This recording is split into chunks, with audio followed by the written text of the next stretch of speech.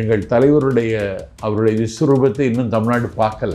எப்போ பார்ப்போம்? நாங்கள் தேர்தலுக்கு முன்னாடி பார்ப்பீங்க. எந்த லட்சியத்திற்காக அந்த கட்சி கேப்டன் விஜயகாந்த் உருவாக்கினாரோ அவருடைய நோக்கத்தை ஆழ குழி தோண்டி புதைத்திருக்கிறார் பிரேமலதா விஜயகாந்த். வெற்றி பெறுவதற்கான வாய்ப்பே இல்லாத ஒரு கட்சியோடு இன்னும் 2 மாசத்துல ஆட்சிக்கு வரப்போறோம்னு சொல்றாங்க முதலமைச்சர். ஆட்சியில தான் இருக்காங்க. இப்போ 2 மாசத்துல போக போறாங்க. கலைஞர் அவர்கள் சொன்ன அந்த பழம் நழுவி பாலில் விழப்போகிறதுன்னு சொன்ன அந்த சிச்சுவேஷன் எப்படி இருந்தது? அப்போ திமுகவை ஆதரித்தாரா விஜயகாந்த்? இல்லை, திமுகவை ஆதரிப்பதற்கான சூழலை கலைஞர் தன்னுடைய ராஜதந்திரத்தால் சாதுரியத்தால் உருவாக்கினார். ஆனால் விஜயகாந்த் எஸ்கேபிசம் தப்பித்து விட்டார். ஆனால் இன்னைக்கு சிக்கி கொண்டார் பிரேமலதா விஜயகாந்த். கனிமொழி அவர்கள் சொல்றாங்க கூட்டணியில் எந்த பிரச்சனையும் இல்லை, காங்கிரஸுக்கும் எங்களுக்குமான உறவு நீண்டது. கனிமொழிக்கும் ஸ்டாலினுக்கே பிரச்சனை இருக்கு. உங்களுக்கு தெரியுமா? அது உதயநிதியின் கையில கட்சியை ஒப்படைப்பதற்கு திமுகவை விரும்பல. திமுகன்னா திமுக தொண்டர்கள் கனிமொழி கிட்ட கொடுக்கலாம்னு நினைக்கிறாங்க. இங்க பலம் கூட கூட என்டிஏல பலம் குறையும், போட்டி எங்களுக்கும் அதிமுகவுக்கும் தான் அப்படின்னு சொல்றாங்க. இல்ல, அப்படி சொல்லித்தான் அவங்க உயிர் வாழ்றாங்க. போட்டி தவைக்காவுக்கும் திமுகவுக்கும் தான். நீ எவ்வளவு பலம் சேர்த்தாலும். பாண்டிச்சேரியில ஆட்சி அமைக்கணும்னு ஆசைப்படுறாரு ஸ்டாலின்னா காங்கிரஸ் இந்த கூட்டணியில இருக்காதுன்னு அவர் முடிவெடுத்துட்டார். யாரு? முதலமைச்சர் ஸ்டாலின். இது காங்கிரஸ் அல்ல காரணம். சொந்த செலவுல சூனியம் வைப்பதுங்கல்ல, அதை செய்திருக்காங்க திமுக. மண்ணை குடைந்தால் மணிகள் கிடைக்கும், மலையை குடைந்தால் வைரம் கிடைக்கும், விண்ணை குடைந்தால் நிலவு கிடைக்கும், கண்ணை குடைந்தால் தெளிவு கிடைக்கும், எண்ணெய் குடைந்தால் பேச்சு கிடைக்கும், தளபதி விஜயை குடைந்தால் வெற்றி கிடைக்கும். நகராட்சி நிர்வாகத்துறை அமைச்சர் நேரு அவர்கள் மேல நடவடிக்கை எடுக்கணும்னு சொல்லி நீதிமன்றமே சொல்லியிருக்கு. ஒரே நாள் 888 கோடி ரூபா வாங்கியிருக்காரு. திமுகவை நியாயப்படுத்தி பேச முடியுமா? பேசிடுவாங்களா? அதான் திமுக பேசுறதுக்கு பேச்சாளர்கள் தயார் இல்லை. ஒவ்வொரு சட்டமன்ற தொகுதி தோறும் அடுத்து பிரச்சாரத்தை முன்னெடுக்க போறாங்க. பெண்களை அனுப்ப போறாங்க. வெல்லும் தமிழ் பெண்கள், வெல்லும் தமிழ் பெண்கள். இவங்க போய் நாங்கள் 5000 ரூபா தந்தோம்னு சொல்ல போகிறாங்க. அவங்க அப்பா வீட்டு பணத்தை தந்தேன்னு கேட்க போகிறாங்க. உங்கள் கனவு என்ன சொல்லுங்கன்னு அவங்களா கேட்குறது திமுகவில். ஸ்டாலினே ஒரு ஆள்கிட்ட கேட்டுட்டார் வாக்கிங் போன இடத்துல, உங்கள் கனவு என்ன சொல்லுங்கன்னு. அந்த பையன் என்ன சொல்லிட்டான்? ஜனநாயகன் எப்போ வருவான்னு கேட்டான். இன்க்ளூசிவ் நியூஸ் தமிழ் நேயர்களுக்கு வணக்கம். இன்றைக்கு நேர்காணலில் நம்ம கூட இணைஞ்சிருக்காங்க தாவிகா கொள்கை பரப்பு செயலாளர் திரு நாஞ்சில் சம்பத் அவர்கள். நிறைய கேள்விகள் கேட்க போகிறோம், வாங்க பேசலாம். வணக்கம் சார். தேமுதிக எங்கே போகும் அப்படின்னு ரொம்ப ஆசிலேஷன் இருந்தது. அப்புறம் சத்குரு அவர்களுடைய அந்த ஈஷாவுக்கு அவங்க போயிருந்தப்போ எஸ்பி வேலுமணி அவர்களோட சேர்ந்து இருந்தது அதிமுகவோட கூட்டணிக்கு தான் அவங்க போக போகிறாங்கங்கிற முடிவுக்கெல்லாம் வந்தோம். அதுக்கப்புறம் பார்த்தா திடீர்னு திமுகவோட போய் கூட்டணி வச்சுருக்காங்க. ஸோ தேமுதிக கட்சி ஆரம்பித்து முதல் முறையாக திமுகவோட போய் ஜாயின் பண்ணியிருக்காங்க. அவங்க அங்கே ஜாயின் பண்ணதை தாவேகா எப்படி பார்க்குது? ஒரு இமாலய தவறை தேமுதிகவின் பொதுச் செயலாளர் நான் பெரிதும் மதிக்கிற பிரேமலதா விஜயகாந்த் செய்திருக்கிறார். தேமுதிகவினுடைய உதயமும் நோக்கமும் திமுகவை எதிர்ப்பது, திமுகவை அதிகார அரசியல் இருந்து அப்புறப்படுத்துவது. அதற்காக தொடங்கப்பட்ட கட்சி தேமுதிக. எந்த நோக்கத்திற்காக அந்த கட்சி தொடங்கப்பட்டதோ, எந்த லட்சியத்திற்காக அந்த கட்சி கேப்டன் விஜயகாந்த் உருவாக்கினாரோ அவருடைய நோக்கத்தை ஆழ குழி தோண்டி புதைத்திருக்கிறார் பிரேமலதா விஜயகாந்த். வெற்றி பெறுவதற்கு வாய்ப்பில்லாத ஒரு கட்சி தமிழ்நாட்டில் இன்னைக்கு திமுக. வாய்ப்பே இல்லையா? வாய்ப்பே இல்லை. வெற்றி பெறுவதற்கான வாய்ப்பே இல்லாத ஒரு கட்சியோடு இன்னும் 2 மாசத்துல ஆட்சிக்கு வரப்போறோம்னு சொல்றாங்க முதலமைச்சர். ஆட்சியில தான் இருக்காங்க. இப்போ 2 மாசத்துல போக போறாங்க. வெற்றி பெறுவதற்கு வாய்ப்பே இல்லாத ஒரு கட்சியோட இவர்கள் போய் சேர்ந்து விட்டு பழம் நழுவி பாலில் விழும் என்று கலைஞர் சொன்னார். இப்பொழுது தேன் கலந்த பாலில் விழுந்திருக்கிறதுன்னு பிரேமலதா சொல்லுகிறார். அந்த தேன் என்பது பணம் கலந்த பாலில் போய் விழுந்திருக்கிறது. அந்த சினாரியோ என்னது? அதாவது தேமுதிக திமுகவோட கூட்டணி போற அந்த சிச்சுவேஷன், கலைஞர் அவர்கள் சொன்ன அந்த பழம் நழுவி பாலில் விழப்போகிறதுன்னு சொன்ன அந்த சிச்சுவேஷன் எப்படி இருந்தது?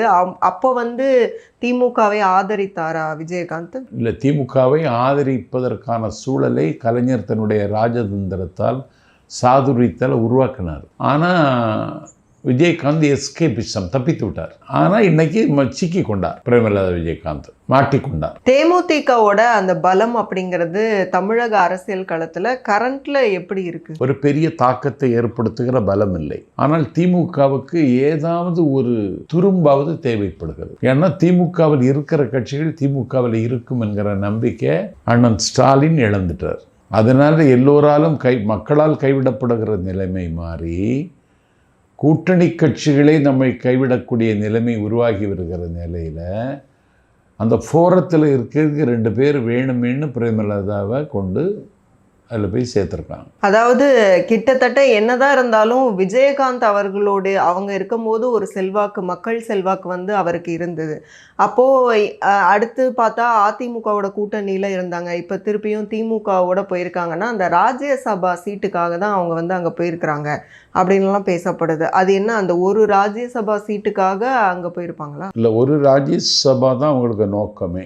அடுத்து என்ன ஸ்டாண்ட் எடுப்பாங்கன்னு தெரியாது. சரி, ஒரு ராஜ்யசபா கொடுக்க எப்படி திமுகவுக்கு முடியும்? ஜெயிச்சதுன்னு கொடுக்க முடியும். ஆனால் அதுக்கு முன்னே தேர்தலுக்கு முன்னாடி வந்துடும், அது கொடுத்துருவாங்க. நான் கேட்குறேன், அரசியல் தெரியாதவங்க இல்லை பிரேமலதா. டிஆர் பாலு சாலை போக்குவரத்து துறை அமைச்சராக இருந்த பொழுது தேமுதிக தமிழ்நாட்டில் கால் ஊன்றக்கூடாது, கவனத்தை கவரக்கூடாது, கருவிலேயே சிதைக்க வேண்டும் என்றால் ஒரு சைக்காலஜிக்கலாக அதை அஃபெக்ட் பண்ணுறதுக்காக அவருடைய உழைப்பில், அவருடைய வியர்வை பாசனத்தில் அவர் கட்டிய கட்டிடம் கோயம்பேடு கட்டிடம். அந்த கட்டிடம் சாலை அமைப்பதற்கு இடையூறாக இருக்கிறதுன்னு திட்டமிட்டு இடிச்சாங்க. இது பிரேமலதாவுக்கு தெரியும். இப்படி வன்மத்தோடும் வக்கரத்தோடும் நேற்று நடந்து கொண்டு அவருடைய வியர்வையில், அவருடைய வியர்வை பாசனத்தில் உருவாக்கிய ஒரு கட்டிடத்தை கூட உடைத்து நொறுக்கி நம்முடைய இருப்பை கேள்விக்குறியாக்கிய கும்பலிடத்தில் நான் விலை போயிட்டோமேன்னு ஒரு மனச்சாட்சி அவரை குத்தி குடையும் என்றே நான் கருதுகிறேன். சந்தோஷமா பேசுறாங்க. இல்லை இல்லை இல்லை, ஏன்னா அந்த தொண்டர்களுக்கே திமுகவை ஜீரணிக்க முடியாது. அவங்க சொன்னது வந்து தேமுதிகவோட நிர்வாகிகள் விரும்பினது திமுகவோட கூட்டணி வைக்கணும்னு தான் அப்படிங்கிறதே வந்து நிறைய பேர் கேள்விக்குள்ளாக்குறாங்க. தொண்டர்கள் அப்படிதான் விரும்பி இருப்பாங்களா திமுக கூட்டணியை தான்? இல்லை இல்லை, ஒரு ரெஃபரண்டம் வைக்க அவங்க தயாரானு நான் கேட்குறேன். தொண்டர்கள் மத்தியில் ஒரு ரெஃபரண்டம் வைக்கலாமா? வச்சே தெரிஞ்சிடும். இது வந்து ஒரு ஒரு ஒரு ஒரு இந்த மகிழ்ச்சிக்கும் இந்த மன நிறைவிற்கும் ஆயுள் மிக குறைவு. ஏன் ஆயுள் மிக குறைவுன்னு சொல்றீங்க? அடுத்த ஆட்சி அவங்க திமுக ஆட்சி தான் வரப்போகுது. உங்களுக்கு நீடிக்காது. ஏன்னா எங்கள் தலைவருடைய அவருடைய விஸ்வரூபத்தை இன்னும் தமிழ்நாடு பார்க்கல. எப்போ பார்ப்போம் நாங்க? தேர்தலுக்கு முன்னாடி பார்ப்பீங்க. அந்த விஸ்வரூபம் பார்க்கிற பொழுது தவறு செய்து விட்டோமே என்று பல பேர் கவலைப்படுவார்கள். அதில் முதல் இடத்தில் இருக்கிற பெருமாட்டி சகோதரி பிரேமலதா. ஆனால் ஸ்டில் இப்போ வரைக்கும் வந்து அவங்க அங்கே போனால் காங்கிரஸ் வெளியில் வந்துரும்னெல்லாம் பேசினா கூட திருப்பியும் கனிமொழி அவர்கள் சொல்கிறாங்க கூட்டணியில் எந்த பிரச்சனையும் இல்லை, காங்கிரஸுக்கும் எங்களுக்குமான உறவு நீண்டது அப்படின்னு. மாணிக்கம் தாக்கூரே வந்து எங்களுக்கும் அவங்களுக்குமான உறவு நீண்டது அப்படின்னு எல்லாம் சொல்கிறாரு. கனிமொழிக்கு ஸ்டாலினுக்கே பிரச்சனை இருக்குது, உங்களுக்கு தெரியுமா? அது கனிமொழியை தமிழ்நாட்டு அரசியலை கையில் எடுக்கணும்னு நினைக்கிறாங்க. அநேகமாக பாளையங்கோட்டை இல்லை என்றால் இந்த KK நகரில் அவர்கள் போட்டியிடுவதற்கு திட்டமிட்டு விட்டார்கள். உதயநிதியின் கையில் கட்சியை ஒப்படைப்பதற்கு திமுகவை விரும்பலை. திமுகன்னா திமுக தொண்டர்கள் கனிமொழி கிட்ட கொடுக்கலான்னு நினைக்கிறாங்க. இந்த கிரவுண்ட் இருக்குல்ல, நான் எல்லாரையும் பார்க்குறேன், கிரவுண்டு கனிமொழிக்கு தான் சரியா இருக்கு, உதயநிதிக்கு இல்லை. தேமுதிக வந்து இணைஞ்சதை பற்றி அவரோட கருத்து என்ன அப்படின்னு கேட்கும்போது உதயநிதி அவர்கள் சொன்னாங்க, அதாவது பலம் கூடியிருக்குன்னு தான் அர்த்தம். அதாவது இந்த திமுகவை நோக்கி வந்து இன்னும் கட்சிகள் வந்து வருவாங்க, அது மேலும் வலு சேர்க்கும். அப்போ இங்கே பலம் கூட NDAல பலம் குறையும், போட்டி எங்களுக்கும் அதிமுகவுக்கும் தான் அப்படின்னு சொல்கிறது. இல்லை, அப்படி சொல்லித்தான் அவங்க உயிர் வாழ்கிறாங்க. இப்போ போட்டி தாவைக்காவுக்கும் திமுகவுக்கும் தான். நீ எவ்வளோ பலம் சேர்த்தாலும் இன்றைக்கு உங்களோட கூட்டணியில் இருக்கிற கட்சிகள் தொடர்ந்து இருப்பார்கள் என்பதற்கு ஏதாவது உத்தரவாதம் இருக்கா? 5 தொகுதி கேட்குறார் ஜவஹர்லால். போன தடவை 3 தொகுதியில் நின்று 2 தொகுதியில் வென்றவர் இப்பொழுது 5 தொகுதி வேண்டும் என்று கேட்கிறார். அவங்களுக்கு தாய் சபை வந்து இந்திய யூனியன் முஸ்லீம் லீக், காதர் மைதீன் தலைமையில் இருக்கிற கட்சி. அவங்களுக்கும் திமுகவுக்குள்ள உறவு வந்து ஒரு மரபார்ந்த உறவு மாதிரி காமிச்சுக்கிடுவாங்க. இன்னைக்கு நீ 5 தொகுதி ஜவஹர்லால் கேட்டா காதர் மைதீன் 10 தொகுதி கேட்பார். இந்த கட்சியில் இன்னைக்கு அதிமுக கூட்டணி, இந்த SDPI கட்சி, இன்னும் சொல்ல போனால் கேடல்ஸ் வலிமையாக இருக்கிற கட்சி இஸ்லாமிய அமைப்பில் முபாரக் தலைமையில் இருக்கிற கூட்டணி தான். முபாரக் தலைமையில் இருக்கிற எஸ்டிபிஐ கட்சி தான். அந்த கட்சி தொண்டர் பலம் இல்லாத இந்தியன் முஸ்லீம் லீக்குக்கு நீ 10 தொகுதி கொடுத்தா எனக்கு 11 தர வேண்டாமான்னு கேட்பார். அப்போ கிளாஸ் இனிமேல் தான் வரப்போகுது. அது மாதிரி நான் அதிமுக கூட்டணி விட்டு விலகி உங்களை நம்பி நான் வந்திருக்கேன். அதிலும் துணிச்சலான முடிவெடுத்துட்டு வந்திருக்கேன். எனக்கு ஜெயலலிதா பெருந்தன்மையோட எனக்கு 2 தொகுதி கொடுத்தாங்க, ஒரு தொகுதி ஜெயிச்சவனா, எனக்கு 2 3 தரணும்னு அவர் கேட்பார் தமீமன் அன்சாரி. நான் ஒரு மறவர் புலிப்படைன்னு ஒன்று வச்சு முக்கலத்தூருடைய பிரதிநிதியாக நான் தான் உங்கள் கட்சியில் இருக்கேன், எனக்கு ஒரு தொகுதிக்கு 2 தொகுதி தரணும்னு கேட்பார் கருணாஸ். பிரச்சாரத்துக்கு நான் பயன்படுவேன் பாரு. அது மாதிரி தனியரசு கொங்கு சீமையில் எங்கள் கட்சிக்கு பெரிய செல்வாக்கு இருக்கு. உங்களுக்கு ஏற்கனவே கொங்குல உங்களுக்கு நொங்கும் கிடையாது, புங்கும் கிடையாது. நான் வந்ததுனால உங்களுக்கு பலம். நான் தனி அரசு இல்லை, நீங்கள் அரசு அமைக்கணுமானா தனி அரசு வேணும், எனக்கு 2 தொகுதி வேணும்னு தனி அரசு கேட்பார். ஆனாலும் பெருசா கிளாஸ் வெளியில போற அளவுக்கு டைம் இல்ல. டைம் இன்னது மேல தான் டைம் வரும். தாவேகாவோட காங்கிரஸ் கூட்டணிக்கு வராங்களா இல்லையா அப்படின்னு நம்ம தொடர்ச்சியா பேசிட்டே இருக்கோம்.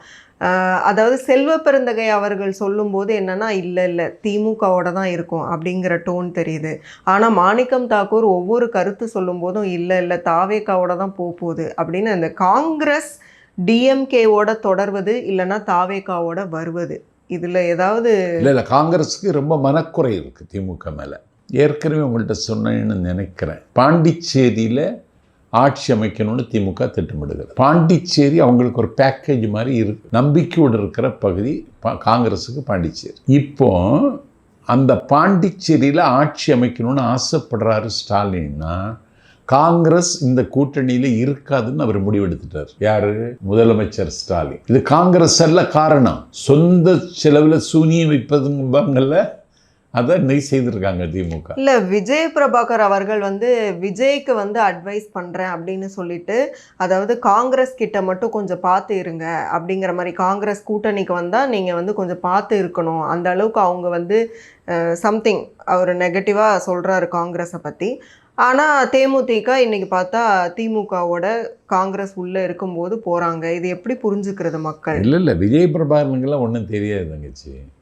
அதெல்லாம் அரசியல் விபத்தில் இதெல்லாம் வர்றது. காங்கிரஸ் திமுக கூட்டணியில் இருக்காது என்பதை ஸ்டாலின் முன்கூட்டியே உணர்ந்து கொண்டார். அதில் அண்ணன் ஸ்டாலினுக்கு என்னுடைய பாராட்டு. முன்கூட்டியே உணர்ந்ததுக்காக. ஆமாம், பாண்டிச்சேரியில் ஆட்சி அமைக்கணும்னு ஆசைப்பட்டுட்டாங்க. இது காங்கிரஸுக்கு தலைவலியை உருவாக்கிடுச்சு. இப்போ எனக்கு என்னன்னா, காங்கிரஸ் தாவேகாவோட வருவாங்களா இல்லை வெறுமனே மாணிக்கம் தாக்கூர் அவர்களே தாவேகாவுக்கு வராங்களா, ஏதாவது தகவல்? இல்லை காங்கிரஸே தாவேகாவுக்கு வருவதற்கான காலம் கனிகிறதாகவே நான் கருதுகிறேன். இது அறிவிப்பார் எங்கள் தலைவர்னு நான் நினைக்கிறேன். வேலூர்ல ஏதோ பிரம்மாண்டமா வேலூர்ல விஜய் பேசும்போது ஏதோ சேர்ஸ் எல்லாம் போடுறதா பிளான் பண்ணியிருக்காங்களாம். சேர்ஸ் போடுறதுக்கு அனுமதி இல்லைன்னு ஒரு தகவல் வருது. அது என்னது? அது 82 கண்டிஷன் போட்டாங்க எங்க விஜயமங்கலத்துக்கு, 50 கண்டிஷன் போட்டாங்க சேலத்துக்கு, இப்போ கண்டிஷன் போடுவாங்க. அப்படின்னா என்ன? திமுக தோற்று விட்டதுங்க அர்த்தம். திமுக யாருடைய குரலை மதிக்கணும், ஆளுங்கட்சி. அதையும் தாண்டி திமுக மதிக்கணும். ஏன்னா திமுகவுக்கு குணம் அதான் தான் இருக்கணும். அதுக்கப்புறம் தான் democracy, right to differ, right to criticise, விமர்சனம் செய்வாங்க, அதை உள்வாங்கிக்கிட்டணும். அண்ணாவை என்ன செய்துட்டாங்க? 1967 அண்ணா முதலமைச்சரானது ஜீரணித்து கொள்ள முடியவில்லை. ஜீரணித்து கொள்ள முடியாத காங்கிரஸ் அண்ணாவை டேமேஜ் பண்ணுறதா நினைச்சிட்டு சட்டமன்றத்துக்குள்ளேயே நாடோடிகளெல்லாம் நாடாள வந்து விட்டார்கள் அப்படின்னு சொல்லிட்டாங்க அண்ணாவை. எனக்கு தெரிந்து உலக வரலாற்றிலேயே அண்ணாவுக்கு நிகரான அறிவார்ந்த தலைவர் அண்ணாவுக்கு முன்னும் இல்லை பின்னும் இல்லை. அவ்வளவு அறிவாளி அல்ல அண்ணா. அண்ணா ஆட்சி கொண்டது தாங்க முடியல. நாடோடிகளெல்லாம் நாடாள வந்து விட்டார்கள்னு காங்கிரஸ் கட்சி உறுப்பினர் பேசிட்டார். இன்னைக்குன்னா கலவரம் ஒன்றோம். அண்ணா சாதுரியமாக எழுந்து நின்று இதற்கு பேர் தான் ஜனநாயகம். நாடோடிகளை நாடாள வைக்கும். அது மட்டுமல்ல, நாடாண்டவர்களையும் அது நாடோடிகளாக ஆக்கும்னார். இது அண்ணா. கேட்டிங்களா? அதனால ஜனநாயகத்தில் இதெல்லாம் நடக்கும். இதை திமுக உள்வாங்காமல் இன்றைக்கி விஜய்க்கு டார்ச்சர் கொடுக்குறாங்க தளபதிக்கு. நான் ஒரு மேடையில் சொன்னேன், மண்ணை குடைந்தால் மணிகள் கிடைக்கும், மலையை குடைந்தால் வைரம் கிடைக்கும், விண்ணை குடைந்தால் நிலவு கிடைக்கும், கண்ணை குடைந்தால் தெளிவு கிடைக்கும், எண்ணெய் குடைந்தால் பேச்சு கிடைக்கும், தளபதி விஜயை குடைந்தால் வெற்றி கிடைக்கும். அதுதான் இன்னைக்கு. நகராட்சி நிர்வாகத்துறை அமைச்சர் நேரு அவர்கள் மேலே வந்து நடவடிக்கை எடுக்கணும்னு சொல்லி நீதிமன்றமே சொல்லியிருக்கு, உயர் நீதிமன்றம். ஸோ அப்போ வந்து இனி அடுத்த கட்டம் கிட்டத்தட்ட 1200 சம்திங் கோடி ஊழல் அப்படிங்கும்போது அப்போ இது வந்து ஒரு கெட்ட பேரை தான் ஏற்படுத்துச்சு. ஒரே நாள் 888 கோடி ரூபா வாங்கியிருக்காரு. திமுகவை நியாயப்படுத்தி பேச முடியுமா? பேசிடுவாங்களா? அதான் திமுகவில் பேசுறதுக்கு பேச்சாளர்கள் தயார் இல்லை. இப்போ திமுக கூட்டத்தில் பேசுகிறது யார் தெரியுமா உங்களுக்கு? தம்பி ராமையா, கு ஞானசம்பன், எழிலரசி, இவங்கெல்லாம் திமுக கிடையாது. இவங்க வாடகைக்கு எங்கே கூட்டாலும் போவாங்க. திமுக அந்த நிலைமைக்கு வந்துட்டு சொற்பொழிவாளர்களின் சொர்க்கம் திமுக ஒரு காலத்தில். அப்படி சொற்பொழிவாளர்கள் இருந்தாங்க. 1984, 85 நான் ஒரு கூட்டம் நடத்தினேன் மாணவராக இருக்கும் பொழுது. எங்கள் ஊரில் மணக்காவளை எங்கள் கிராமம், அங்கே ஒரு சந்தை இருக்குது. அந்த சந்தையில் நான் ஒரு கூட்டம் நடத்தினேன். கலைஞர் கைது செய்யப்பட்டார், எம்ஜிஆர் முதலமைச்சர் கைது செய்யப்பட்டதை கண்டித்து நாங்கள் ஒரு கூட்டம் நடத்தினோம் எங்கள் கிராமத்தில் இருக்கிற திமுக நிர்வாகிகள் எல்லோரும் சேர்ந்து. அப்பொழுது நாங்கள் ஒரு பேச்சாளர் அழைச்சிட்டு இருந்தவருக்கு பேர் திருவை அண்ணாமலை. பேச்சு அப்படி ஜனரஞ்சகமான பேச்சாளர். அப்படி ஒரு ஆள் நீ திமுகவில் கிடையாது. ஏபிசின்னு இருப்பாங்க ஆரேட்டர்கள். அந்த ஆரேட்டர்லாம் முடிஞ்சு போனாங்க. மாநாடு மாதிரி கூட்டம். துரைமுருகன், காசுப்பு, ரகுமான் கான், இடி, மின்னல், மழை அப்படின்னு வருவாங்க. சேர சோழ பாண்டியர் மாதிரி வருவாங்க. இப்போ போய் பொன்வண்ணனை கூட்டிகிட்டு வராங்க. திமுக பிரச்சார களத்திலையும் கூட சீரும் இல்லை. அடுத்து இந்த அதாவது ஒவ்வொரு சட்டமன்ற தொகுதி தோறும் வந்து அடுத்து பிரச்சாரத்தை முன்னெடுக்க போகிறாங்களே, பெண்களை அனுப்ப போகிறாங்க. வெல்லும் தமிழ் பெண்கள் இவங்க போய் நாங்கள் 5000 ரூபா தந்தோம்னு சொல்ல போகிறாங்க. அவங்க அப்பா வீட்டு பணத்தை தந்தோம்னு கேட்க போகிறாங்க. இதுதான் நடக்க போகும். இல்லை, அதுவும் ஒரு உரிமை தொகை தானே. நீ இப்போ எதுக்கு 5000 ரூபா கொடுத்தேன்னு கேட்குறேன். உச்ச நீதிமன்றம் கூட வந்து நான் என்ன சொல்கிறேன், நீ 3000 ரூபாய் பொங்கலுக்கு கொடுத்தேல்ல, அப்பவுமே இந்த 5000 சேர்த்து தந்திருந்தா இந்த கேள்வி வந்திருக்காது இல்லை. நீ அதுக்கப்புறம் ஒரு மந்திரி சபை கூட்டிட்டு அமைச்சரவை கூட்டத்தில் இப்படி ஒரு முடிவு எடுத்திருக்கணும்னு அறிவிச்சிருக்கலாம்ல. அதுவும் செய்யலை இல்லை.